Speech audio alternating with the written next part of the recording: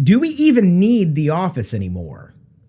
Elon Musk, Google, and other tech companies think so, but the majority of people who work at these companies think no. How your business can navigate, survive, and thrive in the new hiring environment, and this episode of The Buck Stops Here.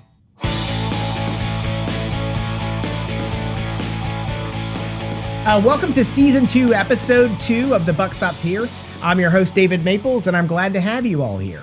So in this episode, we're talking about, do we even need the office anymore? And I want to start this with an idea, a story, if you will, if you'll indulge me, about the future. None of us know what the future really looks like, but I'm going to paint a picture for you. Scene. The year is 2032. Downtown New York City, Fifth Avenue. In the distance, you start to see the hover floats moving down Fifth Avenue. This is the second annual TikTok Day Parade, formerly the Macy's Day Parade in New York City. Throngs of people lean outside of what were formerly commercial office towers in downtown New York City, because now affordable housing is a reality, because tens of millions of square feet of office space have been converted into low-cost housing in New York City. And now everybody can truly live and work downtown because they work in the same place that they live. Now, that may sound like a fantasy, but that is coming to a metro location near you soon. Stay tuned. And what it means is that though the tech companies and executives en masse have said, well, we got to get people back in the office, you have to look at what's going on there. And this episode may sound like I'm talking to those of you out there who might be listening who work at one of these companies. It's not. I'm talking to those of you who own buildings or who own those infrastructures. I was listening at a talk that Mark Cuban gave a couple of years ago. And he said, it was in the early days of the great pandemic, and he said, no one knows who the next billionaires are going to be today. No one knows, but they are being made and built today. And 20 years from now, it will be obvious who the next Google, the next Facebook, the next Airbnb, the Uber, whatever it is. Those things will all be obvious in hindsight. Because it's easy to be a Monday morning quarterback to know who won. It's really hard to predict that while you're projecting yourself out in the future. What we do know is in the current business environment that hiring in America is one of the hardest things to do. And by the way, in your business, that's always a challenging thing for you. Hiring is one of the most difficult pieces of your operation. Always is. How do you get, retain, how do you pay for the right talent, etc. But we do know for a fact now, as some as the data starts to become clear in America, that a majority of Americans would like, at a minimum, a hybridized working environment. Hybridized. Now, there are obviously pieces of your plant and structure where you can say, you run an automobile manufacturing operation. Elon Musk has been very public about his opinions on this. People have to be back in the office, and maybe you don't need those. And yes, that does work if you're one of those 5 places in America that can pay whatever they want and are pushing off billions of dollars in profits, etc. But that's not always what you can do. There are places you're going to have people. The food service industry currently has to have people in the kitchens making things, but automation's also making headways in there, and that's what you're going to find more of. You're going to have less bodies there doing those jobs. But a lot of jobs in America, because of technology and other things, they can work remotely, work from home. I'm just preaching to the choir here, so to speak. I'm not telling you anything you don't know. You're like, David, these things are obvious. They are obvious. But there are advantages in this you may not know. If you do own and control commercial real estate and you own those buildings, I think you might want to look at converting some of them. Because here's the thing. We may dictate as business owners what we want in our company. I want everybody to be here. I want everybody to have skin in the game. I want everybody to show up on Monday morning. And how can I ask my line workers to be here if my engineers won't be here? Let me ask you a question. Do the engineers need to be there? do you really think the engineers think that they're in the same boat with the line workers who aren't highly educated as they are? Maybe you do think that. Have you asked them what they think? People right now, hiring is a problem. Right? And there's a lot of companies who've been, the underbellies of a lot of these companies got grossly exposed in the pandemic. If you were a bad company, you might have been able to abuse your employees during the pandemic because they had nowhere else to go. But your days of operating as a dinosaur are numbered. There is a comet headed for where you're located right now. And if you wish to survive, you need to change your method of operating business, or you deserve to become extinct, which I think that's what a lot of us would like you to do. If you're not those people, this is not supposed to be adversarial, but if you're not those people, you need to look at the market. 65% of them want to work remotely. And the benefits to your employees can be legion. Premise, you need to hire childcare for your children because you are a two-family operating household, which a lot of households in America are. The days of the single person working and making money for their entire household are gone. The 1950s and 1960s are largely in the rearview mirror. And at this point in time, you need to ask yourself, how do I hire people? How do I retain them? Well, it turns out if I don't have to pay for childcare, that's a $20,000 bonus a year. If I don't have to commute an hour each way to work in my diesel burning truck, which costs me $25 to $50 a day, if it's $50 a day and I have to commute to work, that costs me working 200 days a year in the office, just doing kind of side of the napkin calculations. That's $10,000 in gasoline you're going to pay, not to mention wear and tear on your vehicle, and not to mention the extra insurance you have to carry because you have to commute each day. Understandably, there are jobs that can't work this way. But what does this look like? I was doing some consulting work just a few weeks ago for an engineering firm that has a large fabrication shop. Their fabrication and building the devices that they sell in the marketplace must be designed by engineers.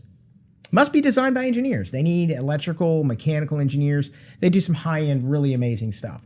Their office, their building, and their fabrication shop doesn't need the engineers to be in office, but they need those people to come in, right? And you might need some managers to come into corporate. But they've said, you know what their problem is? Their problem isn't hiring people. They're a good company, good work ethic, do a lot of things together as a team. But they don't need the engineers there. And it turns out they can hire the guys to work in the shop pretty easily. There's a lot more people who can do the jobs that don't require, a physical engineering exam, right, to do the work.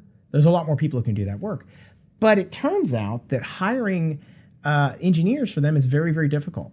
And they are competing with other engineering firms in the marketplace who have more money than them and can pay, in some cases, double what they can pay. But those engineering firms are kind of monoliths dedicated to an ancient and dying race. They're dedicated to this idea, this is how we've always done business. We're a good engineering firm, and we hire everybody comes into work at our office. That's what we do at our office. And yeah, that's cool, man. Sounds great. But they were asking me, they said, how can we compete? I can't possibly pay these guys double what I pay. I could maybe increase wages 20% of what we pay, right? I'd like to do that stuff. And I said, don't hire them here. What do you mean? Don't hire them here. Don't hire them here. There's a lot of engineers who live somewhere out in the middle of Wyoming and are highly educated and could work for you remotely. Do they need to be here in the office? Well, no. What do they need? They need CAD. They need some other stuff. How often do you have to bring them together? Well, we don't have to, but we'd like to get together maybe once a quarter. How would it change your operations if you let those engineers work remotely? Those engineers are highly talented, highly skilled, and if they fall into the marketplace of people who want to work remotely, and they do, you can pay them, according to a new study, they'll work for you for less. And it makes sense. Just as a business owner, think about it. Just do the math. I pay you, let's just use a round number, $100,000 a year for the job you do. But because you can work, I invest in $2,000 to $3,000 of technology that I give to you, right? Oh, what if they don't return the technology? Who cares? They eat it. It doesn't matter. If they last at your company 6 months or a year, who cares? It's $3,000 in tech. But you're going to save that employee in a commute $10,000 in income a year. You're going to let them have more control over their workspace and their life. They may not have to pay for childcare now. Now they can go on vacations and do things a different way. You can actually might be able to hire those people for $10,000 or $20,000 less than you currently pay now and have a bigger operating pool. Or you want to compete with those other engineers in those other markets. Now, an embedded piece in that job is, well, yeah, look, you're looking at my offer versus theirs. I pay $100,000 a year. They pay $120,000. But they don't give you the flexibility of working remotely. And you're also going to save that $20,000 to $30,000 a year in extra costs. The engineer, I guarantee you, they can do the math. And you need to do the math as well. If 64% of people in America want to go work at a company that has a hybridized working environment, why would you force them to work in office if you don't have to? Now, it could be you don't have as much control over the people. Yes, that is. But I will say that if you have a problem with controlling your employees, you might need to look fundamentally at how you're operating your business. Now, I can sit on my high horse and say that. And obviously, as a business owner, we like to micromanage things. But if you have the right people in your office, that's not a problem. And by the way, some of your employees will always steal from you. Newsflash, big embezzlement study. Apparently, 10% of the employees in your office will actively steal from your company if given the opportunity. Man, that's a crazy number, 10%, right? At any company, there's probably people there. They have to have the mode, the method, and the opportunity. And then there's 1% who will always do it because that's what they kind of do. But here's the thing. That's a cost of doing business. That's something you need to recognize. That's why you put controls in your company to minimize the chance of something embezzling from you. Okay? If the people are stealing your labor and stealing your time and not doing work, put some things in there so you can track these things better. I guarantee you with the scaled down office space you're currently operating under, you can probably cut your costs by 20 or 30%. And it's not just the warehouse. I don't have to heat and cool the building as much. I don't have to go there myself as much. I have more control and autonomy over my own life. The world has changed. And I don't know with any degree of certainty what 2032 is going to look like. But I dare say it's going to look a lot different today. And those of you business owners out there, not to get lectury, who think that you can force your employees to do that. And the thing is, you can. But that has a limited lifespan. The world has fundamentally shifted and moved on. And at the buck stops here, we always talk about no BS. So the no BS segment for you today is swim the direction in which the tide is going. Don't swim against it. That's how you drown. If people are moving this way and shifting their beliefs and personalities and changing what the expectations are in that employer-employee compact or contract, it's incumbent upon you as a business owner to think about those things and say, how do I want my company to operate? You know, most of us don't get up every day and put our shoes and pants and our clothes on to go to work. Most of us don't sit out there and say, hey, how can I screw up things for my employees today? Most of us want our employees to have a great work environment, a great environment to be in. But understand that if a majority of people are out there, don't swim against the tide. Work with it. Look at hybridized options if you haven't looked at it again. I understand you may be heavily invested in office space. You may own some of those office towers, Google. And I understand that you've thought about these things. You know, you're thinking, well, we have 10 million square feet of space. We have to heat and cool. We need to put people in there. And I understand that argument. I'm not really sympathetic to it. It is what it is. And there were a lot of people bemoaning their buggy whip business going under in 1905 in New York City. Oh, these terrible polluting things, they're noisy and they're dangerous. This internal combustion engine is going to be the end of everything good and noble in New York City. Well, okay. I understand you're in the buggy whip business or you own a lot of commercial real estate. Maybe it's time you repurpose that. Maybe it's time you look at turning that into another business venture. Maybe you make low-cost apartments and your people can live in those, and it's part of a perk for hiring. The point about this is that there are a lot of opportunities that have been created in just the past few years, and people know about it. People are tired and they're tired of working in abusive, toxic relationships with businesses and things like that in industry. And if they've been able to spend more time with their kids and not pay for childcare and save money and bring themselves closer to their children, how dare you get in the way of that? That's not just swimming against the tide, that's putting weights onto your feet. So, not supposed to be a cautionary tale. It's supposed to be a prediction about the future. So how can you navigate, survive, and thrive in this environment? Take a hard look at your environment in your hiring package. Which jobs could you move remotely and which ones need to be there? I have read tons of articles now about well, what about the culture? Your culture is going to shift. Just adapt to it. Their buggy whip's coming. It's going to be different. It's not going to look the same. And change needs to be your watchword. More things are going to change in the environment of business based on what's happened in just the past few years and the next 10 years than in the previous 5 decades. And if I'm wrong, I'm off by a decade or two. Don't know which way. But it's fundamentally changing the way we work. Web3, for all its hullabaloo and crypto crashing and everything else, that stuff's not going away. It will still be here. And virtual reality workspaces are coming. Future's now, old man. And once you have that for the next generation of these virtual reality headsets and things like that, you're going to have to start asking yourselves, is that technology we're going to adapt to or not? And the answer is, if you could replace your in-office work environment with something that is almost indiscernible from it using advanced technology in the next 5 years, why wouldn't you?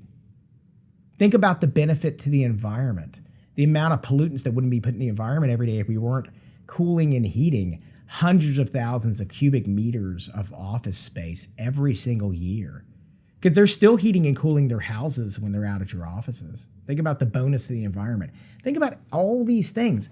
And there are opportunities in that. There are opportunities in that if you're into the heating and cooling business. There's a ton of these things out there. All of these things are opportunities. And what I'm trying to say for you guys is, do we need the office anymore?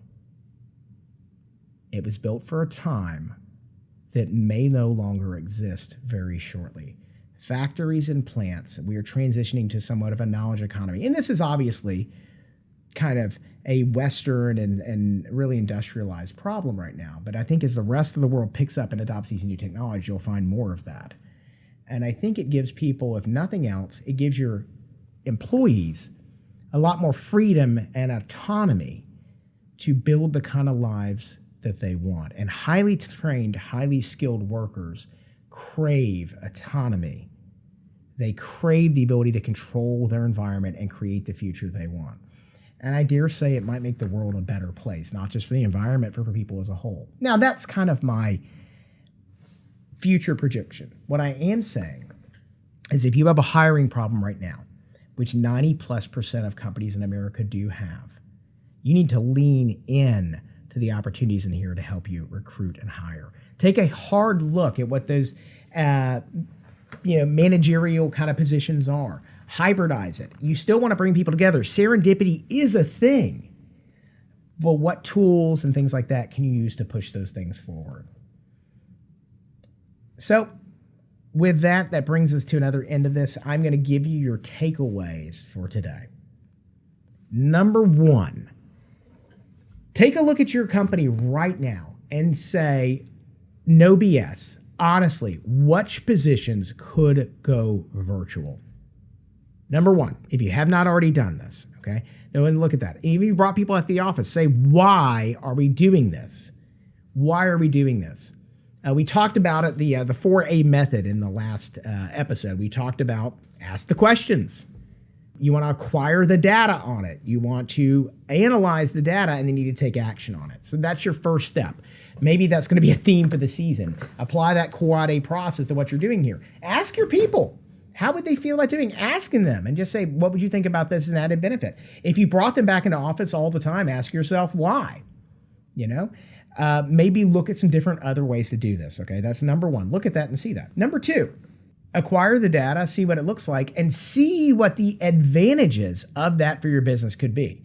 Could you make a more compelling package? Now, by the way, I'm not saying to cut the amounts you're paying people, all right? But look at what you're paying people now. Add this into your package. And that by itself has a value. Figure out what the value of it is. And then mention that in your job interview process. Say, look, because this is a hybrid work environment, we pay a good wage in our market, but we expect you're also going to save like an extra $8,000 or $10,000 a year in X, Y, Z. Put that into your package. There's no reason why you shouldn't pitch it. They're already thinking about it. Just let them know you've thought about it too. And you know that this is an advantage of the place you're working at. And number 3, if you're in a business that's tied to these old ways of doing things, ask yourself why. What are the benefits you can work with? And then apply that quad A process to it. Say, okay, we have been in this business, or I'm invested in it. I own 500,000 square feet of warehousing space, but it turns out I can eliminate 1/3 of that capacity. You could either shut that down or you could lease that space to another up-and-coming company. Maybe you can find a company that you can partner with who needs space for this warehouse and distribution. There's a lot of people in this new kind of new version, I'm going to call it e-commerce 3.0 version of the future, who could definitely use that space for warehousing and distribution. It's not just Amazon delivering anything. There's a lot of good companies out there who don't want to pay a 15 to 25% cut to Amazon to fulfill and ship their stuff. Maybe they need manufacturing space, and look for people who can partner in those endeavors. Because for a lot of those companies, they might have a great idea. They may have good seed money, but they may not have the space to pay full freight. They may need, 10,000 square feet of warehouse space. And you may have, we can just repartition this. There are opportunities. And as Cuban said, we don't know who the next multi-billionaires or trillionaires will be. But they are being made today, and they are people looking to see what is born out of adversity. There's an old quote I'm going to leave you with. It's that necessity is the mother of invention. There is no greater necessity than when there's a seismic shift, when inflationary prices happen, when people don't have money, when things are scarce. People become ingenious and they invent things, and they are and they will continue to do so. So don't be left behind on that.